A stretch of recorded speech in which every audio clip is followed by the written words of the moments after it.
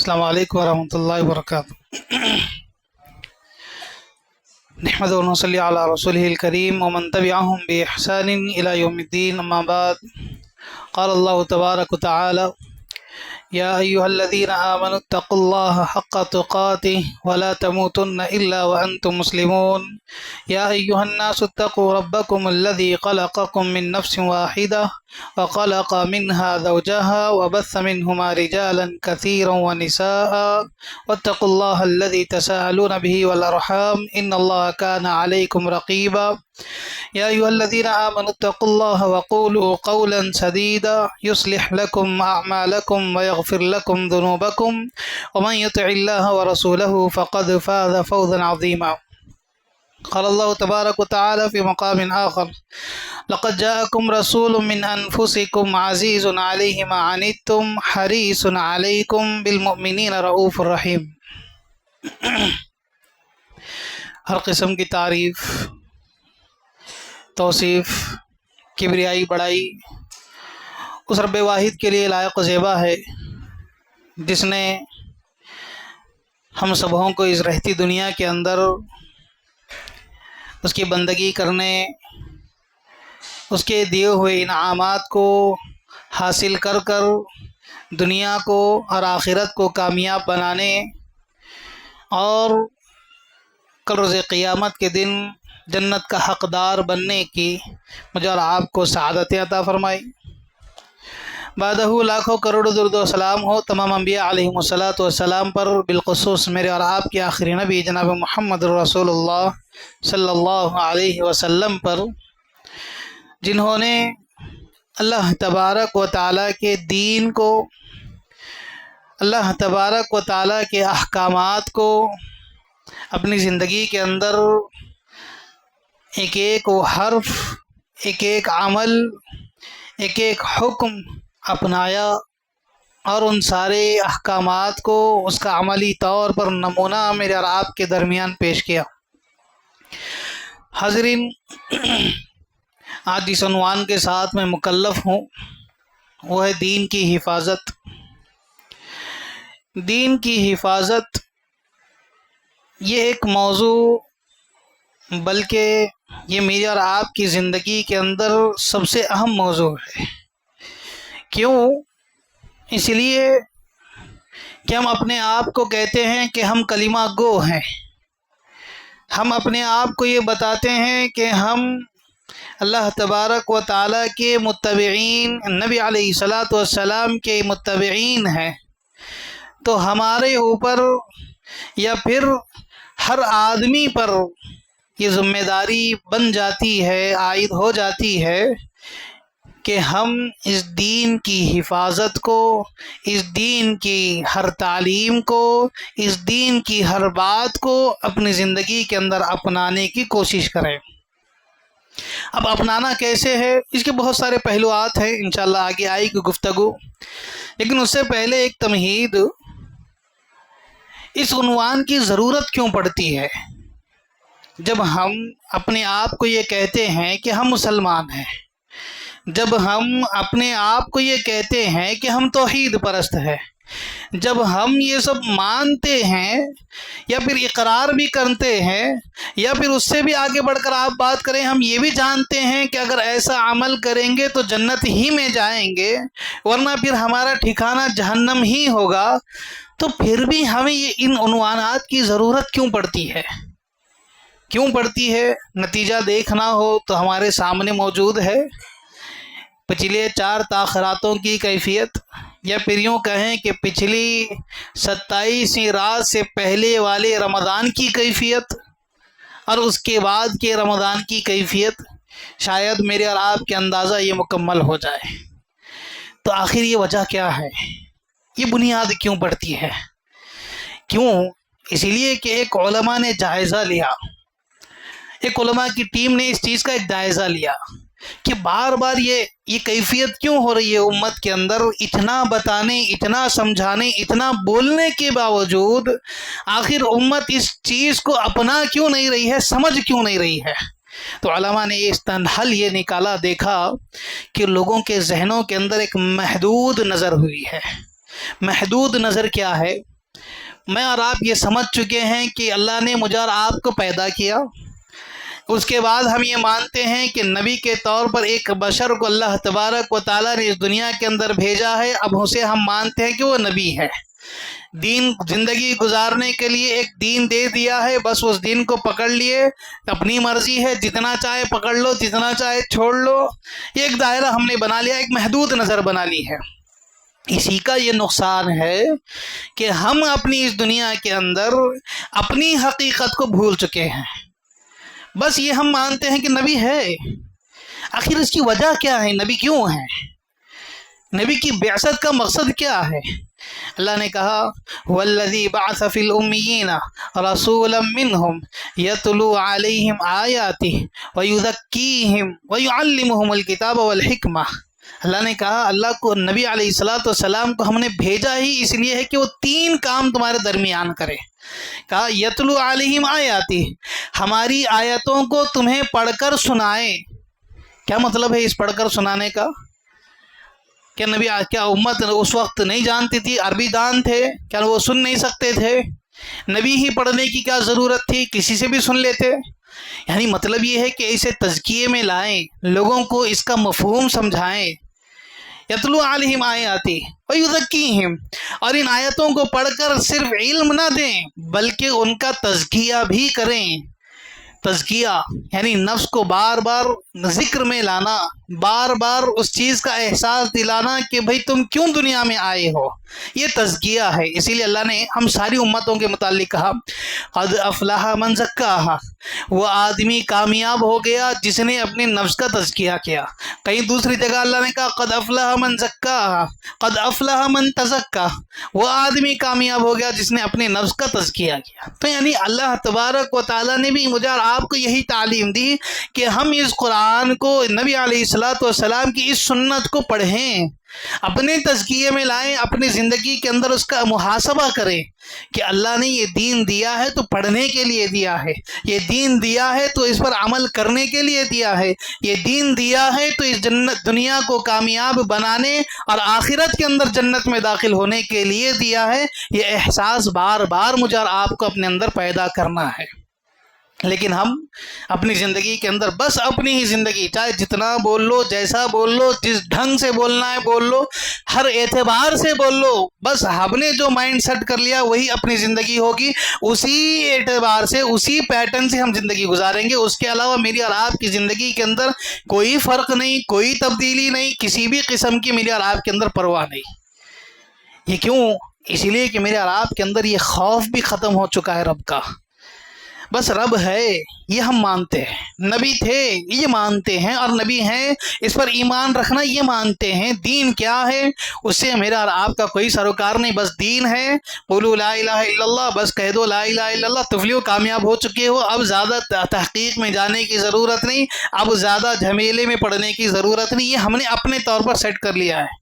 یقین مانو اگر یہی کیفیت نبی علیہ السلام اپنائے ہوئے ہوتے تو، یقین مانو اگر یہی کیفیت صحابہ تابعین اپنائے ہوئے ہوتے تو کیا آج یہ دین میرے اور آپ کے پاس ایسے ہوتا کہ آج میں اور آپ اپنی زندگی کے اندر اس کھلے مسجد کے اندر اتنی پرسکون زندگی بیٹھے ہوئے ہوتے؟ کیا آج میں اور آپ رب کے سامنے اتنی پاکیزگی کے ساتھ، اتنی پوری ڈھنگ کے ساتھ جو عبادت انجام دے رہے ہیں، کیا ویسی عبادت ہماری ہوتی؟ ورنہ پھر میں اور آپ بھی ان بھائیوں کی طرح در در ٹھوکر کھاتے، میں اور آپ بھی زندگی کی مشکلات میں اسی طرح کبھی فنا مزار پر، کبھی تو کبھی کہیں اور جگہ مل جاتے۔ یہ اللہ نے مجھے اور آپ کو یہ موقع دیا ہے، یہ اللہ نے میرے اور آپ کے لیے سعادت مندی دی ہے، یہ مجھے اور آپ کو اللہ تبارک و تعالیٰ نے اس عظیم کام کے لیے چن لیا ہے، تو اس کا احساس پیدا کریں، اپنی زندگی کو ایک دائرے سے باہر نکال لیں، اپنے آپ کو دین کا حامل بنائیں، اپنے آپ کو اس دین کی ذمہ داری پر لگا لیں۔ دین کی ذمہ داری کا مطلب کیا ہے؟ ہم کیا سمجھتے ہیں کہ بھئی قرآن کو لے کر جزدان میں لپیٹنے کے بجائے صرف پڑھنا ہے، اور دین کو، نبی علیہ السلام کو ماننے کا مطلب یہ ہے کہ بھئی ایسا کرو، فنا کرو، فنا کرو۔ نہیں، دین کی حفاظت کا مطلب یہ ہے نبی علیہ الصلوۃ والسلام نے اسی لیے کہا کہ تم تھوڑا بھی جانتے ہو، تھوڑا بھی پڑھ چکے ہو، جتنا تمہارے پاس علم ہے اس علم کی قدر کرو، اس کے مطابق جتنا تم سے ہو بقدر استطاعت، جتنی اللہ نے تمہارے اندر صلاحیت دی ہے اتنا عمل کرتے جاؤ۔ اسی لیے اللہ نے کہا لا یکلف اللہ نفسا الا وسعها، کسی بھی انسان پر اللہ نے اس سے زیادہ بوجھ نہیں ڈالا جس کے اندر وہ ڈیزرو کرتا ہے۔ یعنی آدمی کے اندر صلاحیت اتنی، اللہ نے اتنی ہی اس کے اندر کیفیت رکھی ہے جتنا وہ برداشت کر سکتا ہے، لیکن ہم ہیں اپنے آپ پر یہ سمجھتے ہیں کہ نہیں یہ نہیں فنا نہیں، یہ فنا نہیں، یہ فنا نہیں۔ بھئی آپ کیوں تحقیق میں پڑھتے ہیں؟ آپ جو جانتے ہیں مکمل صحیح معلوم جو آپ کے پاس ہے اسی علم کو پختگی کے ساتھ مان کر اسی اعتبار سے چلتے رہیں۔ بات یہ ہے کہ بات صحیح ہو، بات آتھینٹک ہو تو اس کے اعتبار سے آپ چلتے رہے، اگر غلط ہے تو پھر تحقیق کیجیے، اس کی معلومات حاصل کیجیے، غلط ہے تو چھوڑ دیجیے، صحیح ہے تو پھر اسی اعتبار سے زندگی کو گزارتے رہیے۔ تو یہ ایک اہم چیز تھی۔ تو دین کی حفاظت کے سلسلے میں عام طور پر ہم سمجھتے ہیں کہ دین کی حفاظت ایک بڑا کام ہے، یہ علماء کا، یہ فنا لوگوں کا، یہ فنا لوگوں کا کام ہے، نہیں، ہر امت کی ذمہ داری ہے، ہر فرد کی یہ ذمہ داری ہے، ہر آدمی کی یہ ذمہ داری ہے اور ہر خاتون کی یہ ذمہ داری ہے۔ کیوں؟ اللہ نے یہ دین سارے لوگوں کو دیا ہے، اللہ نے یہ دین ہر ایمان والوں کو دیا ہے، جو بھی کلمہ گو ہے اس کی ذمہ داری ہے کہ یہ استعمال کرے، اس پر عمل کرے، اس کی حفاظت کرے۔ اب دیکھو دین کی حفاظت کیسے کیسے کی جاتی ہے، ایک 4-5 چیزیں ہیں اختصار کے ساتھ انشاءاللہ۔ پہلی چیز علم دین حاصل کرنا، علم دین حاصل کرنا یہ ہمیشہ تعلق ہو۔ ہم کیا سمجھتے ہیں ہمارے پاس ایک لمیٹیڈ پیریڈ ہے، بچہ جب پیدا ہو جائے ماں کی گود سے نکل کر اسکول کی گود تک جب آئے تو ماں تھوڑی بہت گھر میں چپ سیدھے آداب سکھا دے، پھر اس کے بعد جب اسکول کی گود سے لے کر پھر بچہ جب اپنی ڈگری مکمل کر لے اسکول کے حوالے ہے، اس وقت تک وہ جتنا پڑھ لے اور اسی درمیان جتنا دین علم سیکھ لے، پھر اس کے بعد جیسے ہی وہ کاروبار پر آ گیا تو کسی کا کوئی تعلق نہیں، دین سے کوئی وابستگی نہیں۔ ہم بھی یہ بولتے ہیں اپنی اولاد کو کہ بھئی بس پڑھنا، اب آپ کام کیجئے۔ یہ کیا بات ہوئی؟ دین تو مجھے اور آپ کو یہ بتاتا ہے کہ زندگی کی ہر سانس، آخری سانس تک، پہلی سانس سے لے کر آخری سانس تک ہر بندے کو اس کا علم حاصل کرتے ہوئے زندگی گزارنا ہے۔ اور اسی لیے اللہ تبارک و تعالی قرآن کی جو ترتیب نازل کی یا پھر قرآن کے نازل کرنے کا جو طریقہ تھا، یہ وجہ یہی ہے کہ چاہتا تو کیا اللہ تبارک و تعالی جب معراج نبی علیہ الصلوۃ والسلام کو کروائے تھے تو کیا یہ نہیں دے سکتے تھے یہ لو نمازیں اور یہ لو ساتھ میں قرآن، جاؤ اس کے مطابق عمل کر لو؟ رب ہے، دے سکتے تھے، کن فیکن، اس کی مرضی، جیسا وہ چاہتا تو کر سکتا تھا، لیکن رب نے یہ تو میرے اور آپ کے لیے پیٹرن دیا۔ نبی علیہ الصلوۃ والسلام کو 40 سال کی عمر میں نبوت عطا کرنے کے بعد ایسے نبی جس کے بارے میں اللہ نے خود کہا هو الذی بعث فی الامّی، امی تھے آپ، پڑھنا لکھنا جانتے نہیں تھے، ایسے رسول کو چنا، پھر انہیں علم سیکھنے کی صلاحیت بھی دی، اور وہ نبی میرے اور آپ کے درمیان آج الحمدللہ پورا ایک دین کا سانچہ پیش کر چکے ہیں۔ اور وہ کیسے آیا؟ بتدریج آیا، تھوڑا تھوڑا تھوڑا تھوڑا اتر کر آیا۔ وجہ یہی ہے کہ آدمی ہر دن ہر وقت اپنے تعلق علم سے جوڑے رہے، اور ہم نے کیا کر لیا؟ اپنا تعلق کو محدود کر لیا۔ جب دین ہمیں یہ پیٹرن دے چکا ہے، دین نے ہمیں سکھا دیا ہے کہ تمہیں زندگی بھر اس پر چلنا ہے اور زندگی بھر اسے سیکھتے ہوئے رہنا ہے، تو پھر میں اور آپ کون ہوتے ہیں اپنی زندگی کے اندر یہ طے کر لینے والے کہ بھائی علم سے کوئی تعلق نہیں، اب بس یہاں تک اتنی ہی پیریڈ میں مجھے علم حاصل کرنا ہے؟ تو یہ تو علم کی توہین ہوئی، یا پھر یوں کہیں کہ اپنے آپ کو ہم گمراہی میں ڈال رہے ہیں، اپنے آپ کو جہنم کا مستحق بنا رہے ہیں۔ علم سے لا تعلق، علم سے اپنے آپ کو دور ڈھکیل لینا، یہ میں اور آپ اپنی زندگی کے اندر فتنوں کو داخل کریں گے، اور فتنے یہ کوئی معمولی چیز نہیں ہے، آگے آئیں گے آپ کے فتنے سامنے کیا ہے، اور ایسے فتنے آئیں گے تو نتیجہ یہ ہوگا کہ میرے اور آپ کے دلوں کے اندر جتنا بھی یہ ایمان ہے نا، یہ تھوڑا بہت، وہ سارا کا سارا ختم ہو جائے گا، اور جب ایمان ختم ہوگا تو دنیا کے اندر میری اور آپ کی حیثیت کچھ بھی نہیں ہوگی، جب دنیا کے اندر بھی گر جائیں گے تو آخرت کے اندر بھی میرا اور آپ کا ٹھکانہ جہنم ہی ہوگا۔ اسی لیے علم سے اپنے آپ کو جوڑ لیں۔ قرآن کی پہلی آیت اللہ نے جب نازل کی تو اسی لیے کہا کہ اقرا، پڑھتے رہو پڑھتے رہو پڑھتے رہو۔ اپنے آپ کو علم سے جوڑتے رہو. اور جو آدمی علم سے نہیں جوڑتا، آپ کیا سمجھتے ہیں کہ وہ بھی اچھا ہے، جو علم والا ہے وہ بھی اچھا ہے؟ نہیں، دونوں کے اندر ڈفرینس. خود اللہ نے کہہ دیا، قل، آپ پوچھ لیجئے ان سے یا کہہ دیجئے ان سے، هل يستوي الذين يعلمون والذين لا يعلمون، کیا جاننے والا یا پڑھنے والا یا نہ پڑھنے والا دونوں برابر ہو سکتے ہیں؟ ایک تو اچھا آدمی بھی اس کا جواب دے دے گا کہ نہیں، پڑھنے والے کا مقام الگ، اس کا رتبہ الگ، اس کی حیثیت الگ، نہ پڑھنے والے کی حیثیت الگ. اب دیکھو، اگر آدمی اچھا آج بولتے بھی ہیں، ایکسپیرینس بہت ہے، کام کا ایکسپیرینس بہت ہے، لیکن ڈگری نہیں ہے، تو کیا ہو جاتا ہے؟ پیمنٹ کے اعتبار سے آدمی کی حیثیت بدل جاتی ہے. ایکسپیرینس آج کام نہیں ہے. ہاں، ایکسپیرینس اپنی جگہ اچھا ہے، لیکن ساتھ میں اگر ڈگری ہو تو اس کا رتبہ اور بلند ہو جاتا ہے. لیکن ڈگری نہ ہو تو آدمی جب یہاں سے کام چھوڑ کر دوسری جگہ جاتا ہے تو وہی کیفیت، پھر 2-4 ہزار والی 50 ہزار والا آدمی جو کام کر رہا تھا، ایکسپیرینس اتنا کہ اسے 1 لاکھ بھی دیا جائے تو کم ہے، لیکن ڈگری نہ ہونے کی وجہ سے دنیا کی نظر میں اس کی حیثیت 5,000 کی بھی ہو جاتی ہے. یہ کیفیت دنیا کے اندر بھی ہم مانتے ہیں، تو دین کے اندر بھی اپنے آپ کو کیوں اپنے آپ کو نہیں بناتے ہو؟ کیا یہ دین صرف علماء ہی حاصل کریں گے؟ نہیں، ہر آدمی کو سیکھنا ہے. صحابہ اگر ایسے ہی سمجھتے تو پھر آ کر بار بار کیوں پوچھتے اللہ کے رسول صلی اللہ علیہ وسلم سے، احب اعمال اللہ، اللہ کے پاس سب سے محبوب عمل کون سا، ہمیں بتاتے رہیے. ایسے سوالات کیوں کرتے اللہ کے رسول کے پاس آ کر؟ وجہ یہی ہے کہ علم سیکھتے رہتے، علم سے اپنے آپ کو تعلق جوڑے ہوئے رکھتے، اور یہی تعلق مجھے اور آپ کو جوڑے رکھنا ہے. اور یہ کب ہوگا؟ ہم انہی دینی مجلسوں سے آ کر بیٹھیں، یا پھر ہم اپنے آپ کو کم از کم صبح شام کے جو دروس مساجد کے اندر رکھے جاتے ہیں ان سے اپنے آپ کو تعلق بنائیں، یا کم از کم اپنے آپ کو جمعہ کے دن وقت سے پہلے آ کر دین سیکھنے کی یہ شوق پیدا کریں.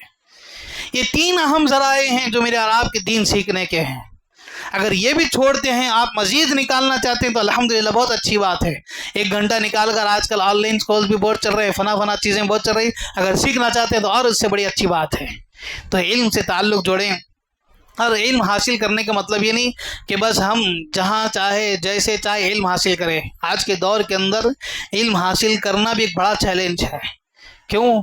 سوشل میڈیا عام ہے، اٹھاؤ یوٹیوب، اٹھاؤ فیس بک، تو بولنے والوں کی کثرت ہے، بولنے والوں کی تعداد لا تعداد میں ہے، ان گنت تعداد میں ہے. ہر کوئی آدمی آج بولنے پر آمدہ ہے، اچھی بات کے ذریعے بولنے کے پر آمدہ ہے. تو کوئی اچھا کوئی قول لے کر یا کسی کی بات کو لے کر کسی پر تنقید کر کر مشہور ہو کر اپنے آپ کو بولنے پر لگا ہوا ہے. نہیں، علم حاصل کرنا اگر ہے تو مستند علماء سے تعلق جوڑے.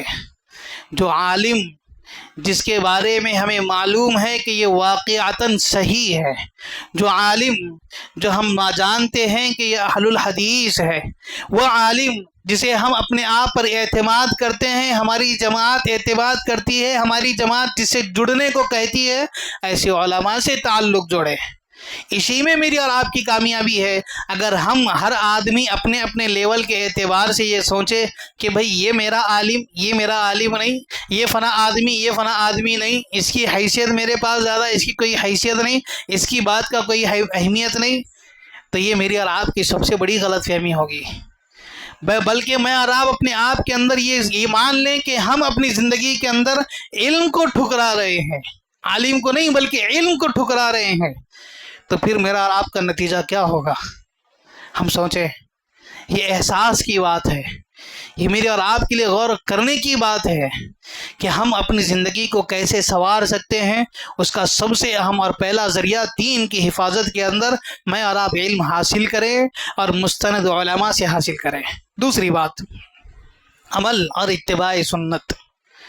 دین کی حفاظت کے اندر یہ دوسرا اور اہم رکن ہے، عمل اور اتباع سنت. عمل کے اعتبار سے چاہے تو آپ دیکھو مسلمان کتنے ہیں، مسلمانوں کی تعداد کے اندر بھی آپ دیکھو عمل کے اعتبار سے ان کا طریقہ، ان کا رویہ الگ. عمل کے اعتبار سے دیکھو ہماری جمعیت کے اندر اس کا معاملہ الگ، وہ بھی اپنے اندر دعوے میں اپنے آپ کو سچے بتاتے ہیں اور ہمارا دعویٰ ہی سچا ہے. ہم تو اتباع ہی کرتے ہیں نبی علیہ الصلوۃ والسلام کی اللہ کی. کیوں؟ اللہ نے کہہ دیا یا ایھا الذین آمنوا اطیعوا اللہ واطیعوا الرسول، اللہ اور اس کے رسول کی اطاعت کرو، اور اسی رسی کو ہم نے مضبوطی سے تھاما ہے اور اسی اعتبار سے زندگی کو گزار رہے ہیں. تو عمل کے اندر بھی یہ میرے اور آپ کے لیے ضروری ہے کہ ہم جو عمل کر رہے ہیں اس کا جائزہ ہمارا ہو. وہ یہ دین کی حفاظت کے اندر سب سے اہم چیز ہے. ورنہ پھر آج دیکھو جو بدعتیں عام ہو رہی ہیں وہ بدعت نہ ہوتی، ہماری نظر کے اندر وہ بدعت کی حیثیت کمزور ہو جاتی، ہماری نظر کے اندر وہ بدعت ہمارے نظر میں ہم سمجھتے ہیں کہ بھئی وہ کر دیں تو ٹھیک ہے کرنے دیجئے، یہ کیفیت آ جاتی ہے. آج واللہ آج کی حقیقت یہی ہے کہ ہم یہی چاہتے ہیں. اتحاد کے نام پر آج جو کیفیت چلی ہوئی ہے یہی کیفیت چلی ہوئی ہے. غلط مت بولو، لیکن کرتے ہیں تو اسے چھوڑ دو. کیوں؟ جو چیز غلط ہے تو غلط ہے، اس کی وضاحت بھی تو ہو. یہ عمل ہے. اگر آج ہم غلط نہیں بولیں گے تو یقین مانے میرے اور آپ کی اولاد جو ہماری چھوٹی ہے، آج ہم اسے دیکھ کر خاموش نہیں بیٹھ رہے، خاموش بیٹھ رہے ہیں تو اولاد کل کے دن کرے کہ ارے ابا جان تو خاموش تھے، اس کا مطلب یہ کر سکتے ہیں، وہ نہیں کرتے تھے تو ہم کر لیں گے. اور یہی نتیجہ حضرت قوم نوح علیہ السلام کے اندر ہوا. شرک کا آغاز حضرت نوح سے ہوا. نتیجہ کیا تھا؟ یہی نتیجہ تھا کہ لوگ بڑے خاموش ہو جاتے، غلطی میں، نتیجے میں گمراہی، بدعتیں عام ہوتی گئی. اگر یہی طریقہ میرا اور آپ کا بھی ہوگا تو یہی کیفیت میرے اور آپ کی زندگی کے اندر بھی آئے گی. تو اسی لیے عمل کے اعتبار میں بڑے محتاط رہیں، اور عمل ویسا ہی ہو جیسے اتباع سنت ہے. نبی علیہ الصلوۃ والسلام نے جو بتایا ہے اسی اعتبار سے میرا اور آپ کا عمل ہو. اور عمل کے معاملے میں ہم بڑے پیچھے ہیں، بہت کمزور ہیں. بس سیکھنے کا معاملہ ہو تو بڑی شوق سے سنتے ہیں. یوٹیوب پر آپ دیکھو آج کل اسپیکرز کا زمانہ ہے، آدمی گاڑی میں یا پھر اپنے گھروں میں، اپنے دکانوں میں لگا کر آوازیں بلند سن رہا ہے، اچھی باتیں سن رہا ہے، اچھے علماء سے سن رہا ہے. لیکن عمل کے اعتبار سے ہماری زندگی کیسی ہے؟ ہماری زندگی عمل کے اعتبار سے محدود ہی ہے.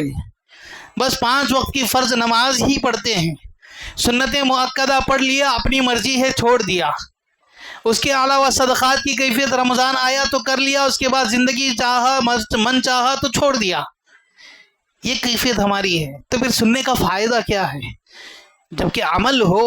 اسی لیے نبی علیہ الصلوۃ والسلام نے عمل کے سلسلے میں تاکید کرتے ہوئے بڑی چھوٹی بات کہا، بادروا بالاعمال فتنا کقطع اللیل المظلم. کہا کہ لوگوں نیکی کرنے میں جلدی کرو. بادرو، آگے بڑھو، فوراً نیکی کرنے میں جلدی کرو. کیوں؟ اس لیے کہ فتنے تمہارے درمیان آ رہے ہیں. کیسے آ رہے ہیں؟ کقطع اللیل المظلم، تاریک رات کی تاریک ٹکڑیوں میں جس طرح ہوائیں چلنے کے بعد تھوڑے پتے آتے ہیں، ویسی کیفیت میں تمہاری زندگی کے اندر گھس رہے ہیں. تو میں کیفیت کیا بتائی؟ احساس دلایا ہمیں کہ دیکھو عمل میں تم کوتاہ ہوگے تو پھر تمہاری زندگی کے اندر فتنے آئیں گے. فتنے جب آئیں گے تو پھر تمہارے ایمان کے اندر کمزوری آئے گی، تمہارا ایمان ڈگمگانے لگ جائے گا. اسی لیے ہم اپنی زندگی کے اندر عمل میں پختہ بن جائیں. جو عمل ہے، اور آپ دیکھو موٹی مثالیں آپ دے دوں، ہم عمل کی بات بہت کرتے ہیں. عمل کی بات جب آتی ہے تو بعض جگہ ہم بہت زیادہ کمزور بھی ہو جاتے ہیں. زکوٰۃ کا معاملہ آئے، وراثت کا معاملہ آئے، یا پھر اس سے آگے بڑھ کر آپ کے لین دین کے معاملات آئے تو ایسی، یا پھر سود کا معاملہ آئے، ایسی جگہ ہماری زندگی بڑی کمزور پڑ جاتی ہے. زکوٰۃ جیسے ہی نکالنے کی بات ہوئی لوگ بہانے تلاشنے لگتے ہیں کہ بھئی ایسا نکالنے جائز ہے یا ایسا نکالیں، فلاں جگہ سے نکالیں یا نہ نکالیں، اس کو بھی اعتبار میں لائیں یا نہ لائیں، اس کو بھی حساب میں رکھیں یا نہ رکھیں. جانتے ہیں کہ بھئی یہ زکوٰۃ ہی کی رقم ہے، مانتے بھی ہیں، احساس ہے کہیں نہ کہیں، لیکن پھر بھی ہم گنجائش نکالنے کی کوشش کرتے ہیں. کیوں؟ مال کی محبت.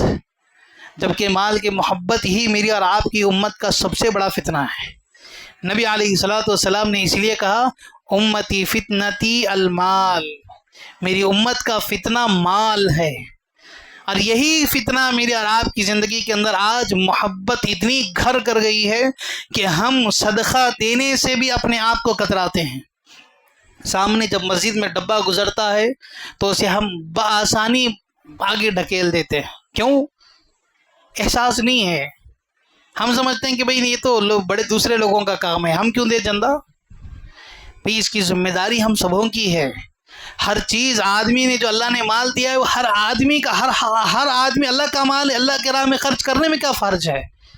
کیوں ہم پیچھے ہٹتے ہیں؟ پھر عمل کا میدان جب سامنے مل رہا ہے موقع، تو اس موقع کو لپیٹنے کے بجائے اس موقع پر چمٹنے کے بجائے اس سے ہم اپنے آپ کو پیچھے ڈھکیل رہے ہیں. تو پھر اللہ مجھے اور آپ کو پیچھے نہیں ڈھکلے گا، اسی لیے تو ڈھکیل دیا. آج ترقی کے نام پر دیکھو لوگ کہتے ہیں کہ ہم نے چولہا ہٹا دیا، ہم نے لکڑیاں ہٹا دی تھی، گیس لائی تھی، فنا ہوا تھا. اللہ نے عذاب دے دیا، چھوٹا سا جھٹکا دے کر بتا دیا کہ دیکھو کتنا آگے بڑھ گئے تم. اگر ہم چاہیں تو سیکنڈوں کے اندر تمہیں پیچھے بھی ڈھکیل سکتے ہیں واپس. اگر صلح نہ ہوئی ابھی بھی تو یقین مانیں پھر دوبارہ زندگی میں اور آپ کی وہیں آ کر اٹک جائے گی. کس بات پر اکڑتے ہیں پھر ہم؟ اگر اللہ سے جڑ جائیں گے، صحیح عمل کرتے رہیں گے تو اللہ اور آگے ڈھکلتے رہے گا، ڈھکلتے رہے گا. اگر چھوڑ دیں گے تو پھر پٹکے گا ایسا کہ دوبارہ اٹھ نہیں پائیں گے. پھر اٹھیں گے تو پھر سیدھے آخرت کے اندر جب وہاں روتے ہوئے، بلبلاتے ہوئے، احساس جتاتے ہوئے، یا پھر اللہ سے کہتے ہوئے کوئی راستہ ہے دوبارہ جا کر نیک عمل کرنے کا، یہ پوچھتے ہوئے اٹھیں گے. وہاں پچھتانے سے پہلے اس دنیا کے اندر عمل کے جو موقع مل رہے ہیں، اس حدیث کو سمجھ لیں، بادروا بالاعمال فتنا، اپنے آپ کو عمل سے جوڑ لیں، آگے بڑھیں، فوراً آگے بڑھیں، جتنا ہو سکے اتنا جلدی آگے بڑھ کر نیکی کرنے کی کوشش کریں. اور تیسری اہم بات، تبلیغ اور دعوت. دین کے اندر مجھے اور آپ کو جو کام کرنا ہے، دین کی حفاظت کے سلسلے میں ایک دوسرے کی اصلاح کرتے ہوئے زندگی گزارنا ہے، ایک دوسرے کے درمیان بولتے ہوئے زندگی گزارنا ہے، دین کی ہر بات کو پہنچانا ہے. اسی لیے اللہ تبارک و تعالیٰ نے نبی علیہ السلام نے بڑی پیاری باتیں بتائی. بلغوا عنی ولو آیہ، کہا کہ دیکھو تم ایک بات بھی جانتے ہو، ایک آیت بھی جانتے ہو، صحیح مفہوم کے ساتھ جانتے ہو تو اسے پہنچا دو، اسے بتا دو، اسے لوگوں کے درمیان عام کرو. یہ جو مثال مجھے اور آپ کو دی گئی ہے تبلیغ کے سلسلے میں، تو میں اور آپ اس سلسلے میں سوچیں. اور دعوت کے نام پر آج ہم بس جو دل میں آیا بولتے جاتے ہیں، دین کے علاوہ ہر اچھی بات بولتے ہیں. اور کیسے؟ اب دیکھو بولتے ہیں حوالہ دے کر، فنا صاحب، فنا سائنسدان، فنا لوگ نے ایک بڑی اچھی بات کہی تھی، دیکھو یہ ہے، فنا لوگوں نے ایک بڑا، ہمارے بزرگ تھے ایسی اچھی بات بولتے تھے. بھائی وہی دین کے اندر کیا چیز نہیں ہے؟ کیا دین کی بات ہم اسی اعتبار سے نہیں بتا سکتے؟ اسی لیے اللہ تبارک و تعالیٰ نے تو کہا مجھے اور آپ کو، قل هذه سبیلی ادعو الی اللہ علی بصیرۃ انا ومن اتبعنی. کہا اللہ نے، آپ کہہ دیجئے کہ یہ اللہ کا راستہ ہے، سبیلی یہ اللہ کا راستہ ہے، ادعو الی اللہ، میں تمہیں اس اللہ کے راستے کی طرف بلا رہا ہوں. یہ اچھی بات ہم نہیں بول سکتے؟ کیا یہ دعوت کے طور پر، تبلیغ کے طور پر استعمال نہیں کر سکتے؟ شرم محسوس ہوتی ہے ہمیں، یہ بات بولنے کے لیے شرم محسوس ہوتی ہے ہمیں. کیوں؟ معاف کریں اگر لفظ برا لگے، حقیقت ہے میری اور آپ کی زندگی کے اندر لوگ کیا کہیں گے اگر میں یہ بولوں گا تو میرا کاروبار اثر پڑ جائے گا، میری زندگی کے اندر اثر پڑ جائے گا. بھائی جو زندگی دینے والا وہ ہے، زندگی عطا کرنے والا وہ ہے، تو پھر اثر کون پیدا کرے گا؟ کون میری اور آپ کی زندگی کو برباد کر سکے گا؟ ہم جانتے ہیں آیت کے اندر اللہ نے صاف لفظوں میں کہا، قل اللہم مالک الملک تؤتی الملک من تشاء وتعز من تشاء وتذل من تشاء. اللہ تبارک و تعالیٰ ہی ملکیت دینے والا ہے، اللہ تبارک و تعالیٰ ہی بادشاہیت عطا کرنے والا ہے، عزت دینے والا بھی وہی ہے، عزت کو پھر واپس چھیننے والا بھی وہی ہے، ہر اعتبار سے وہی رب ہے میرا اور آپ کا. تو پھر ہم دنیا والوں پر کیوں ڈیپینڈ ہو جاتے ہیں؟ یہی کیفیت ہے. تو ہم ڈرے نہیں، جو جانتے ہیں.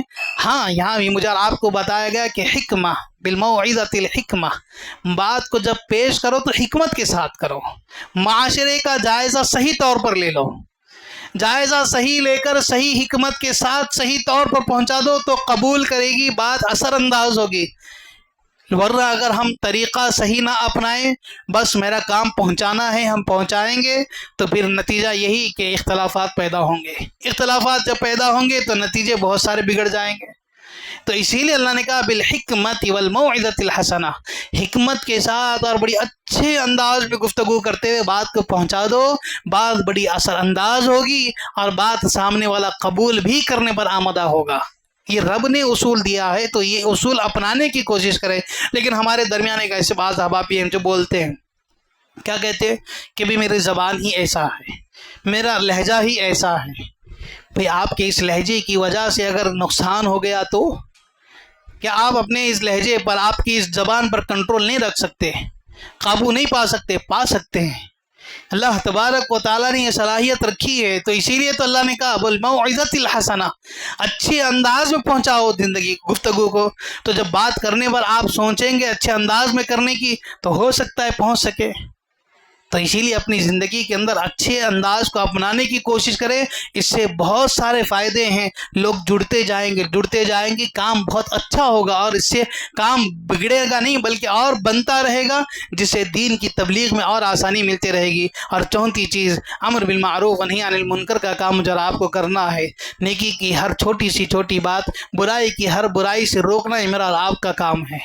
اسی لیے اللہ نے کہا مجھے اور آپ کو ہماری صفت بتاتے ہوئے یا پھر ہمارا مقام بتاتے ہوئے اللہ نے کہا کنتم خیر امت اخرجت للناس، اے لوگوں ہم نے تمہیں ایک معزز اچھی امت بنا کر تمہارے لوگوں کو ہم نے تمہیں چنا ہے۔ تمہارا اختیار یہ تمہیں ہم نے چنا اس لیے ہے کہ تمہیں ایک معزز بنایا ہے ہم نے۔ اب ہمارا مقام اللہ نے بتا دیا ہے کہ ہم معزز ہیں، بڑے اچھے ہیں، خیر امت ہیں، تو اب ہمارا کام بھی اللہ نے بتا دیا کنتم خیر امت اخرجت للناس تأمرون بالمعروف۔ جب تم معزز ہو چکے ہو تو اب تمہارا کام کیا ہے؟ نیکی کا حکم دیتے رہو، نیکی کا حکم دیتے رہو۔ تأمرون، اللہ نے کہا کہ حکم دیتے رہو اور برائی سے لوگوں کو روکتے رہو، یہی اب تمہارا کام ہے۔ اب ایسا جب ہوگا تو آدمی نے کہیں نہ کہیں احساس ہوگا کہ میں یہ غلط تو نہیں کر رہا ہوں، یہ احساس پیدا ہو جائے گا۔ آج ہم نیکی کا حکم نہیں دے رہے ہیں، بھئی ہم کیا کریں، وہ اس کی زندگی ہے، میری زندگی اچھی ہو بس۔ سامنے آدمی کھڑے ہو کر غلط حرکتیں بھی کر رہا ہے، غلط کام بھی کر رہا ہے، لوگوں کو چھیڑ چھاڑ بھی کر رہا ہے، لیکن ہم بول رہے نہیں، کیوں؟ بھئی وہ اس کا معاملہ ہے، اللہ دیکھ لے گا۔ اللہ نے جب مجھے اور آپ کو کہا ہے کہ دیکھو بولو تم، اگر آج ہم اس کی غلطی پر خاموش بیٹھیں گے تو کل بھی اگر ہم کوئی غلطی کریں گے تو کوئی مجھے اور آپ کو ٹوکے گا نہیں۔ جب غلطی میری اور آپ سے ایک بار ہو جائے گی تو غلطی کا مزہ اتنا لگے گا، اتنی لذت ملے گی کہ آدمی پھر غلطی در غلطیاں کرتا چلا جائے گا، یہاں تک کہ وہ اپنے آپ کو جہنم کا مستحق بنا لے گا۔ اسی لیے یہ چیزیں ایک دوسرے سے جڑی ہوئی ہیں، ایک دوسرے سے تعلق جڑا ہوا ہے۔ نیکی جب تک ہم لوگوں کو بتاتے رہیں گے، برائی سے روکتے رہیں گے، اپنے اندر بھی یہی احساس رہے گا کہ بھئی ہم تو یہ صحیح کریں گے۔ ہم نے کل کسی کو بولا تھا کہ یہ غلط ہے، تو آج میں وہ غلطی کرنے سے اپنے آپ کو پوری طرح روکنے پر آمادہ ہو جاؤں گا، پوری طرح طاقت رکھ سکوں گا، ورنہ پھر وہ غلطی میں کروں گا یا اس سے آگے بڑھ کر اس سے بڑی غلطی کر سکوں گا۔ یہ کیفیت ہم اپنے اندر پیدا کرنے کی کوشش کریں۔ اور پانچویں چیز، اللہ تبارک و تعالیٰ نے بھی اس نیکی کے معاملے میں بھی کہا کہ آدمی کب کرے گا معلوم، یہ حکم دینے کا معاملہ یا پھر لوگوں کو نیکی کی بات کب بتائے گا؟ نبی علیہ الصلوۃ والسلام کی جو آیت میں نے خطبے کے آغاز میں شروع کی تھی، اس میں اللہ نے کہا حریص علیکم، حریص علیکم، اور پہلی بات کیا کہی اللہ نے؟ لقد جاءکم رسول من انفسکم۔ نبی کون تھے؟ تم ہی میں سے ایک انسان تھے، یعنی قیامت جب تک قائم نہیں ہوگی اس وقت تک جتنی انسانیت دنیا کے اندر آئے گی، وہاں سے لے کر یہاں تک جتنے لوگ آئے انہی میں سے ایک تھے یہ رسول۔ ان کا کوئی الگ مقام نہیں تھا، ان کی کوئی الگ تخلیق نہیں تھی، ان کا مقام اللہ تبارک و تعالیٰ نے رتبہ نبوت کے ذریعے کیا، لیکن چنا کہاں سے ہے؟ ہمیں انسانوں میں سے ایک۔ اسی لیے اللہ نے کہا کہ انسانوں ہی کا یہ کام ہے کہ تمہاری طرح ایک بشر نے بھی اس کام کو کیا ہے، تم بھی یہ کام کر سکتے ہو۔ وہ نبوت کے ساتھ انہوں نے کام کیا، اب جو بات تمہیں اس نے بتائی ہے وہی بات تمہیں لے کر اپنی زندگی کے اندر اپنانا ہے۔ اسی لیے تمہارا مقام بھی اللہ نے کہا اخرجت للناس، ہم نے لوگوں میں سے تم لوگوں کو چن لیا تاکہ تم بمعزز ہو، تمہارا اعتبار ہو لوگوں کے اندر۔ جب ہم اپنے آپ کو یہ کہتے ہیں کہ ہم اہل الحدیث ہیں، جب ہم اپنے آپ کو یہ کہتے ہیں کہ ہم توحید کے ماننے والے ہیں، تو اب ہم پر یہ ذمہ داری ہو جاتی ہے کہ ہم بھی انسانوں میں سے لوگوں میں سے اللہ نے مجھے اور آپ کو چن لیا ہے۔ اب یہ احساس پیدا کرنا ہے، کون سا احساس؟ دوسری صفت جو اللہ کے رسول صلی اللہ علیہ وسلم کی اللہ تبارک و تعالیٰ نے بتائی، کہا لقد جاءکم رسول من انفسکم عزیز علیہ ما عنتم۔ وہ بڑے مہربان تھے لوگوں کے پاس، بڑے مہربان تھے، محبت کرتے تھے ہر آدمی سے، لوگوں سے بہت محبت تھی، مجھ سے اور آپ سے بھی بہت محبت تھی۔ دیکھو آپ مثال دیکھو، ایک مثال دے دوں آپ کو، نبی علیہ الصلوۃ والسلام مسواک کے بارے میں کیا حکم دیا؟ مسواک کے بارے میں کہا لولا ان اشق علی امتی لامرتہم بالسواک، کہا کہ اگر مسواک میں کرنے کو لوگوں کو پابند بنا دیتا تو مجھے یہ ڈر ہوا کہ کہیں یہ فرض نہ ہو جائے، اور جب فرض ہو جائے گی تو میری امت مشقت میں پڑ جائے گی۔ آج یقین مانیں میں اور آپ کاروبار کر کر سیدھے مسجد میں آتے ہیں، 1 منٹ پہلے 2 منٹ پہلے فوراً اگر آتے ہیں تو وضو کرنے کا ہمارے پاس وقت ہے، یا پھر نماز شروع ہونے کے بعد ہم آتے ہیں۔ اگر مسواک فرض ہوتا تو پھر مسواک کرنے میں ہی ہمارا ٹائم جاتا، ہماری نماز پوری نکل جاتی۔ ایسے بہت ساری چیزیں ہیں، بہت ساری مثالیں، ان ایک چیز کے اندر اتنی حکمت، اتنی بلیغ چیز، یعنی نبی کی یہ محبت مجھے اور آپ کو بتاتی ہے، ہمارے بارے میں یہ فکر مند تھے۔ اور تراویح کے سلسلے میں بھی آپ جانتے ہیں نبی علیہ الصلوۃ والسلام نے 3 دن کنٹینیو جماعت کے ساتھ نماز پڑھائی، 4تھے دن گھر کے باہر آئے نہیں۔ کیوں؟ اس لیے کہ کہیں امت پر فرض نہ ہو جائے، اگر فرض ہوتی تو پھر آج یہ صفیں خالی نہیں ہوتی، لوگ بھر بھر کر آنا پڑتا، مجبوراً آنا پڑتا، کراہتاً آنا پڑتا۔ اگر کراہتاً دین میں پسند نہیں ہے، اسی لیے اللہ نے کہا لا یکلف اللہ، تکلیف نہیں دینا چاہتے ہم۔ یہ نبی علیہ الصلوۃ والسلام احساس رکھتے تھے، یہ ہمارے بارے میں احساس رکھتے تھے۔ وہ تو صحابہ با معزز تھے، ان کا مقام بلند تھا، ہر چیز کرنے اور زیادہ کرنے پر آمادہ تھے، ان لوگوں کو مشقت نہیں ہوتی، ہمیں مشقت ہوتی، اسی لیے اللہ نبی علیہ الصلوۃ والسلام نے ہمارا یہ خیال کیا ہے۔ تو اب ہماری یہ ذمہ داری ہے کہ یہی محبت ہم اپنے بھائیوں کے بارے میں رکھیں، کہ بھائی ہمارے ایک عمل کی وجہ سے، ہمارے کسی ایک غلط قدم کی وجہ سے میرے دوسرے بھائی کو نقصان نہ ہو، اتنا کم از کم آدمی احساس پیدا کر لے۔ تیسری چیز اللہ نے کہا اس کے بعد حریص علیکم، اور بڑے حریص تھے دین پہنچانے کے لیے، دین کی بات بتانے کے لیے، بہت خواہش مند تھے میں امت کو کیا دوں اور امت کے لیے میں کیا کر سکتا ہوں، یہ فکر مند تھی نبی علیہ الصلوۃ والسلام۔ اور آپ جانتے ہیں، ایک مثال آپ کو دے دوں، نبی علیہ الصلوۃ والسلام نے کہا ہر نبی کو لکل نبی دعوت مستجابہ، ہر نبی کو اللہ نے ایک آفر دیا۔ کیا آفر دیا؟ تمہاری دعا کرنے سے پہلے ایک دعا قبول ہے، تمہاری ایک دعا قبول ہے، وہ رد ہو ہی نہیں سکتی، یعنی دعا تم کچھ بھی کر لو، بس جو تم دعا کرو گے وہ قبول ہے۔ ایک دعا ایسی جو آفر میں دے دیا کہ جاؤ یہ تمہارے لیے پورا فری ہے، پورا فری آف کاسٹ، اس میں کوئی کسی قسم کی رد نہیں ہوگی، تم ابھی کر لو، یہ دعا تمہارے لیے ابھی قبول کی جائے گی۔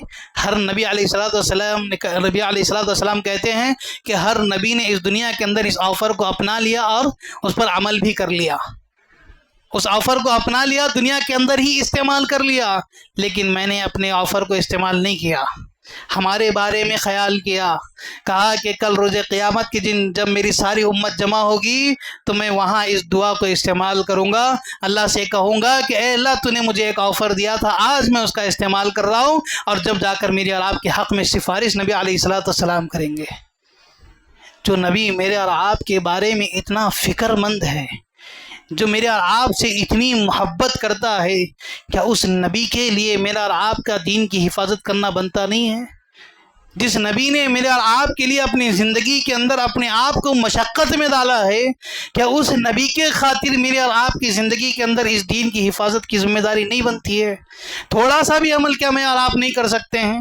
لیکن بات یہ ہے، اصل میں بتانا یہ ہے کہ حریص ایسی ہی محبت میرے اور آپ کے اندر ہو کہ میں اور آپ بھی یہ سوچیں کہ میں جو نیکی کر رہا ہوں وہ میرا بھائی بھی کرے، میرا پڑوسی بھی کرے، میری بیوی بھی کرے، میرے بچے بھی کرے، میرے اولاد بھی کرے، میرے ماں والدین بھی کریں، میرے دوست احباب کا سارا سرکل میرے اور آپ کے درمیان جو جڑا ہوا ہے وہ سب کریں، یہ محبت میرے اور آپ کے اندر ہو، ایسی حریص میں اور آپ بنے، تب جا کر دین کا کام صحیح ہوگا اور امر بالمعروف و نہی عن المنکر کا کام ہوگا۔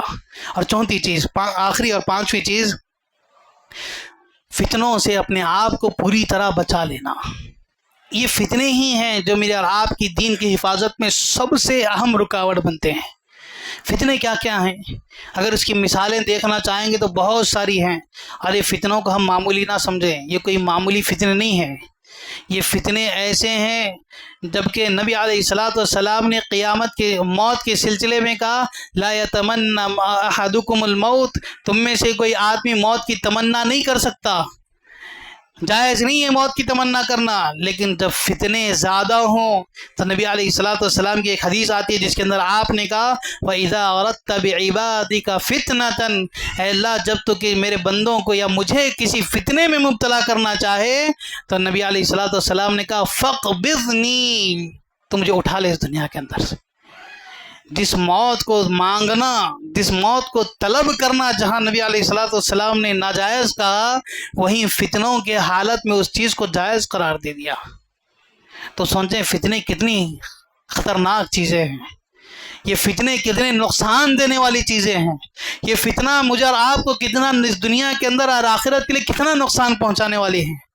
تو اسی لیے ان فتنوں کو معمولی نہ سمجھیں، اس فتنوں کی حقیقت کو سمجھیں۔ اور آپ دیکھو نبی علیہ الصلوۃ والسلام نے جتنی بھی یہ جو فتنے بتائے ہیں ہم کتب احادیث کے اندر پڑھتے تھے یا ہم سنتے تھے خطبات کے اندر، یہ فتنہ آئے گا، یہ فتنہ ہوگا، یہ چیز ہوگی، یہ چیز ہوگی۔ آج یہ فتنے نہ رہے، یہ پیشن گوئیاں نہ رہی، آج زندگی کے اندر ہر گلی محلے کی ایک حقیقت بنی ہوئی ہے۔ مثالیں آپ دیکھو، ایک دو تین دے دوں۔ سب سے پہلی مثال، نبی علیہ الصلوۃ والسلام نے عبادات کے بارے میں کہا کہ عبادات بے روح ہو جائیں گے، عبادت کے اندر خضوع نہیں رہے گا۔ اور یقین مانے آج میری اور آپ کی عبادتیں ایسی ہی ہیں۔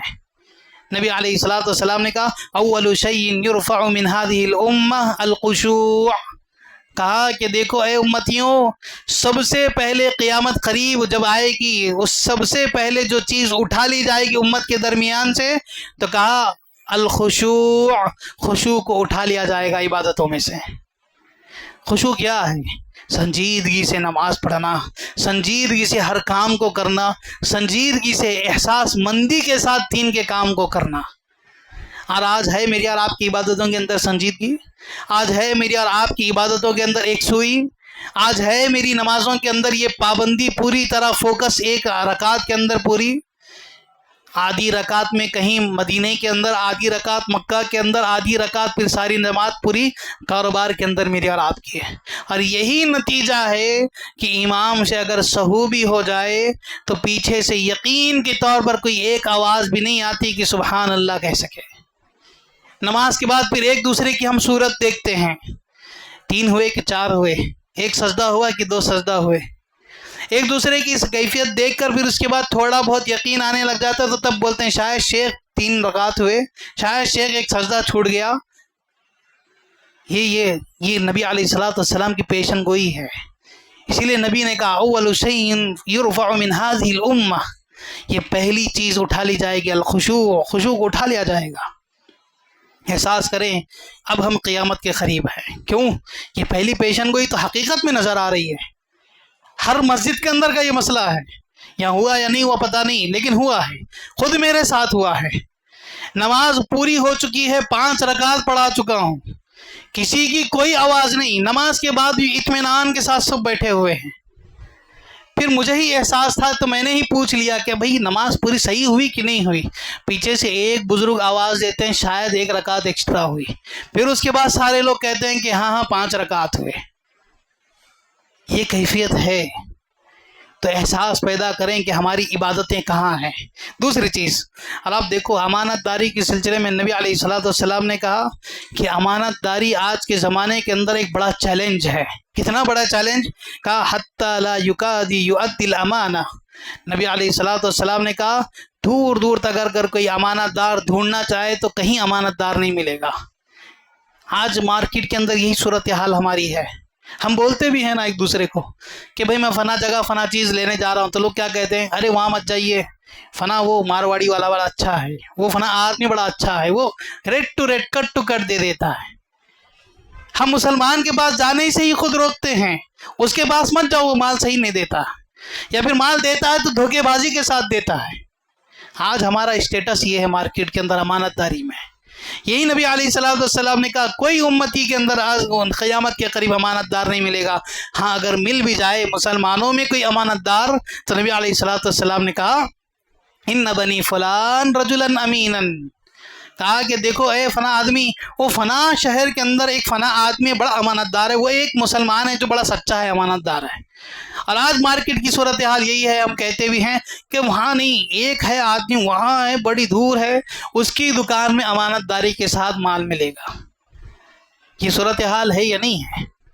یہ احساس آپ دیکھ لیں، مارکیٹ میں آپ رہتے ہیں، اس کا احساس آپ پیدا کریں۔ اگر ہے تو پھر میں اور آپ مزید اور قیامت کے قریب پہنچ چکے ہیں۔ تیسری چیز آپ دیکھو، اللہ تعالیٰ نبی علیہ السلام نے کہا پیشن گوئی کرتے ہوئے فطروں کے سلسلے میں بے پردگی بڑی عام ہوگی۔ حدیث میں کیا بتایا؟ نساء کاسیات عاریات مائلات ممیزات، 5 صفات کا تذکرہ کیا۔ ایسی عورتیں جو کپڑا تو پہنیں گی لیکن اس کے سارے بدن جھانکنے لگیں گے، ایسی عورتیں جو اسکرٹ پہن کر پھریں گی، ایسی عورتیں جو لوگوں کو مائلات کھینچنے والی کیفیت اختیار کریں گی، یعنی خوشبو وغیرہ لگانا۔ یہ جو صفات نبی علیہ السلام نے بتائی ہیں کہ آج یہ نہیں ہے ہمارے دور میں، کہ یہ چیز نظر نہیں آ رہی۔ ہر عورت آج جب راستے میں چل رہی ہے تو مائلات کی صفت کو اپنا کر چل رہی ہے، لوگوں کو اپنا متوجہ بنانے والی کیفیت اختیار کی ہوئی ہے۔ بھئی یہ پیشن گوئی ہے۔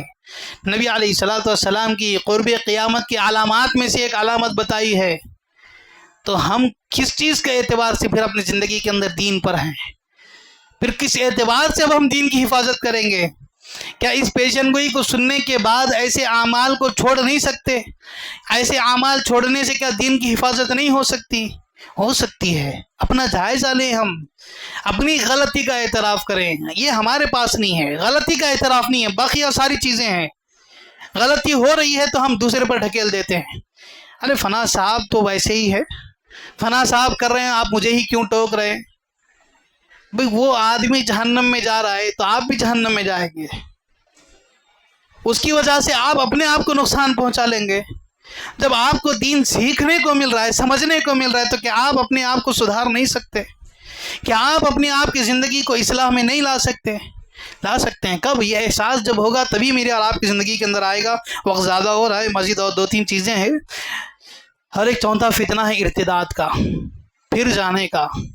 صبح آدمی مومن ہے، فجر میں نماز پڑھ رہا ہے، ظہر کی چھوڑ رہا ہے، عصر کی چھوڑ رہا ہے، یہ بھی ایک فتنہ ہے۔ کیوں؟ نبی علیہ السلام نے کہا دیکھو، یصبح الرجل مؤمنا ویمسی کافرا ویمسی مؤمنا ویصبح کافرا۔ کہا صبح ہوتے ہوتے آدمی جو شام میں مومن تھا وہ کافر ہو جائے گا، صبح جو مومن تھا وہ شام ہوتے ہوتے کافر ہو جائے گا۔ یہ پیشن گوئی ہے۔ اور آج ہم سحری کر کے سو جاتے ہیں تو سبحان اللہ ظہر چھوڑ دیتے ہیں، اور احساس بھی نہیں بعد میں قضا کرنے کا۔ احساس اگر ہے تو پھر بھی ٹھیک ہے، اللہ جو اس کا معاملہ ہو اس کے رب کے ساتھ کا اللہ قبول کرے، لیکن احساس نہیں ہے ہمارے اندر۔ یہ پیشن گوئی ہے۔ ہم مرتد ہوتے چلے جا رہے ہیں اپنی زندگی کے اندر، دھڑلے سے فرائض کی پابندی ہم چھوڑ دیتے ہیں۔ ابھی رمضان کا معاملہ ہے، آپ دیکھو رمضان میں پوری جستجو کے ساتھ روزہ رکھا، پوری جستجو کے ساتھ زکوٰۃ نکالی، صدقہ دے دیا، پوری جستجو کے ساتھ پھر نمازیں بھی ادا کر لی، قیام اللیل بھی ادا کر لیا، لیکن وہی رمضان کے بعد کی کیفیت، پھر وہی کیفیت ہے۔ یہ جو بات دن کی نبی علیہ السلام نے بتائی ہے، مہینے کے بعد وہی کیفیت بدل رہی ہے۔ ہم ایک اس مہینے کے مسلمان ہیں، مومن ہیں، پھر اس مہینے کے بعد پھر ہمارا معاملہ انکار والا، کافر والا بن جائے گا۔ نمازوں سے کوئی تعلق نہیں، کوئی سروکار نہیں۔ عشاء کی نماز میں دیکھیں تو ایک صف بمشکل 1.5 صف ہو گئی۔ یہی ہماری صورتحال اگر ہوگی تو پھر اللہ تبارک و تعالیٰ کی دین کی حفاظت کون کرے گا؟ پھر ہمارا یہ دعویٰ کیا ہوگا کہ ہم اہل الحدیث ہیں؟ پھر ہمارا یہ دعویٰ کیا ہوگا کہ ہم توحید پرست ہیں؟ فائدہ کیا ہے پھر اس توحید پرست ہونے کا؟ فائدہ تبھی ملے گا جب ہم مداومت کے ساتھ عمل کریں گے۔ اسی لیے نبی علیہ السلام کے پاس آیا ایک صحابی، پوچھنے لگے اے اللہ کے رسول، مجھے ایسا عمل بتائیے کہ جسے میں زندگی بھر اپنا لوں۔ نبی علیہ السلام نے کہا اس صحابی سے، مختلف صحابہ آئے، مختلف صحابہ کو ان کی کیفیت کے اعتبار سے جواب دیا، لیکن ایک صحابی کو کہا اے صحابی تم اتنا ہی عمل، تھوڑا عمل کرو، لیکن ان قل وادومھا، تھوڑا عمل کرو لیکن وہ زندگی بھر اپناتے رہو، یعنی مداومت کے ساتھ، تسلسل کے ساتھ اس عمل پر پابندی کے ساتھ عمل کرتے رہو۔ میں اور آپ بھی اپنی زندگی کے اندر اتنا ہی کریں، 5 وقت کی نماز ہی صحیح پورے سنن کے ساتھ زندگی بھر اپنانے کی کوشش کریں. تھوڑا ہی صدقہ صحیح، ہزار کی ضرورت نہیں ہے، لوگوں کو دکھانے کی ضرورت نہیں ہے، رب کو دکھائیے. روز 100 روپے ہی صحیح، 10 روپے ہی صحیح ڈال سکتے ہو صدقے میں تو دیتے رہیے، زندگی پر اس پر مداومت کے ساتھ عمل کرتے رہیے. بس وقتی طور پر اسٹیٹس دکھانے کے لیے 10,000 روپے دے دیے تو لوگوں کو 4 بار ایسے دکھا کر دیتے ہیں، یا پھر دیکھتے وقت کوئی نہ رہا تو چٹھی بار بار نکال کر کے خامہ خواہ کے اگر جیب میں بھی اوپر ہو تو بار بار خامہ خواہ ارے یہ چٹھی ہے کیا، پھر کھول کر بند کر دیتے ہیں. بھائی ایسی ضرورت نہیں ہے اللہ کو، مداومت والے عمل کی ضرورت ہے اللہ کو. اور آج ہمارے پاس یہی کیفیت، بار بار ہونا بھر کر نکال کر دیکھتے ہیں چٹھی کو، جبکہ معلوم ہے کہ وہی چٹھی جیب میں ہے، لیکن پھر بھی نکالتے ہیں اس لیے کہ لوگ دیکھیں کتنے یہ دیے تھے. فائدہ نہیں ہے ایسے عمل کا، یہ دکھاوے والا عمل اللہ کے پاس نہیں چلے گا. اور آپ دیکھو 5ویں اور آخری چیز اجنبیت. اجنبیت کیا ہے؟ آدمی جو مومن ہے وہ مومن آدمی اپنے آپ کو زندگی کے اندر اجنبی محسوس کر رہا ہے. کیسے محسوس کر رہا ہے؟ نبی علیہ الصلوۃ والسلام نے اس کی پیشن گوئی کہا. نبی علیہ الصلوۃ والسلام نے فرماتے ہوئے کہا بدا الاسلام غریبا فسیعود غریبا. آدمی ایک زمانہ ایسا آئے گا اسلام پر ہوگا لیکن اسلام پر ہوتے ہوئے اپنے آپ کو اجنبی محسوس کرے گا، یعنی ایمان والوں کے بیچ میں ہوتے ہوئے بھی بے ایمانی محسوس کرے گا، ایمان والوں کے درمیان زندگی گزارتے ہوئے بھی اپنے آپ کو اپنی زندگی کے اندر وہ اپنے یہ محسوس کرے گا کہ بھائی میں اسلام میں نہیں ہوں ابھی. کیوں؟ نتیجہ یہی کہ برائیاں دیکھتے ہیں پھر بھی خاموش ہے، بول نہیں سکتے، برائیاں عام ہو رہی ہیں. اور نبی علیہ الصلوۃ والسلام نے فسیعود غریبا، یہ کیفیت کیسی تھی؟ پہلے بھی یہی تھی. صحابہ جب تھے گنے چنے تھے، کتنے تھے؟ 4 5 2 3. نبی علیہ الصلوۃ والسلام پر جب وہی نازل ہوئی تو اس حوصلہ دینے والی اما خدیجہ ایک، پھر اس کے بعد 1 2 3 صحابی تھوڑے تھوڑے کر جڑتے گئے. جب دین آنے لگا تو کہاں چھپ چھپ کر اپنے آپ کو اجنبی لوگوں کے درمیان محسوس کرنے لگے. انسانیت سارے لوگوں کے درمیان تھی لیکن اس انسانیت کے درمیان اپنے آپ کو بڑا اجنبی محسوس کرنے لگے. اور آج یہی کیفیت ہے میری اور آپ کی، ہم بھی اپنے آپ کو اجنبی محسوس کر رہے ہیں. یہ بھی ایک پیشن گوئی ہے، لیکن نبی علیہ الصلوۃ والسلام نے اس حدیث کے ذریعے مجھے اور آپ کو ایک خوشخبری بھی دے دی، ایک بڑا پیغام بھی دے دیا. کہا کہ اے مومنو گھبراؤ نہیں، جب تمہارے درمیان اجنبیت آئی ہے تو پوری خطبے کا خلاصہ اس حدیث کے ذریعے لے کر جائے. نبی علیہ الصلوۃ والسلام نے کہا فطوبی للغرباء، اے نبی ایسے اجنبیوں کا آپ سنا دیں، خوشخبری دے دیں. کیا خوشخبری؟ یہ لوگ کامیاب ہو گئے. فطوبی للغرباء، جب میں اور آپ محسوس کریں کہ میں ہی عمل کر رہا ہوں، کیا میں ہی عمل کروں، ایسی جب محسوس کیفیت ہو میرے اندر دین کے اندر، کیا میں ایسا عمل کیوں کروں، لوگ تو کر نہیں رہے ہیں، یہ ڈر ہو جائے تو سمجھ لیں کہ آپ کے لیے نبی علیہ الصلوۃ والسلام نے بشارت دے دی ہے. کیا بشارت دے دی؟ کہ وہ کامیاب ہو گیا. کیسے کامیاب ہو گیا؟ دوسری حدیث کے اندر نبی علیہ الصلوۃ والسلام نے کہا العبادۃ فی الحرج کہجرۃ الیہ.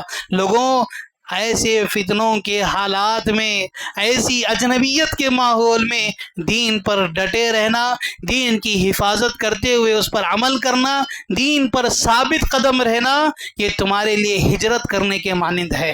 ہجرت کیا ہے؟ ہجرت کیا ہے؟ وہ وقت جب صحابہ نبی علیہ الصلوۃ والسلام کے ساتھ مکہ چھوڑ کر مدینہ آ رہے تھے، اور ان صحابہ کو اس وقت جو اعزاز، جو مقام، جو رتبہ اللہ نے دیا، وہی رتبہ مجھے اور آپ کو آج کی اس دنیا کے اندر فتنوں میں اپنے دین پر ثابت قدم رہنے والوں کو دیا. کیا مقام دیا، کیا انعام دیا اللہ نے؟ دوسری حدیث کے اندر اس کی بات وضاحت کرتے ہوئے کہا الہجرۃ تہدم ما کان قبلہا.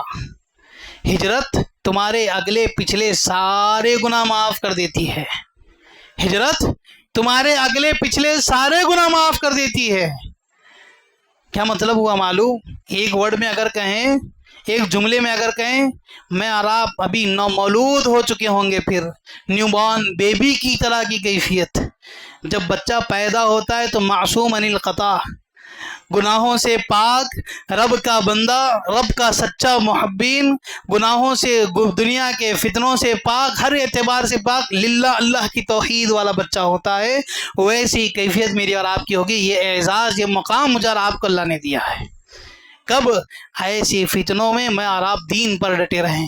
اور آج میں اور آپ گزشتہ کل کے مقابل میں، پرسوں کے مقابل میں جتنے مسلمان تھے، ان مسلمانوں میں اگر آج ہم یہاں جمع ہوئے ہیں تو اپنے آپ کے اندر کمتری محسوس نہ کریں، ذری برابر بھی کمتری محسوس نہ کریں۔ ارے وہ تو نہیں آئے، میں خامخواہ آ گیا، مسجد خامخواہ خالی تھی، ایک آدمی بھی اگر یہاں بیٹھا ہوتا تو کافی ہوتا۔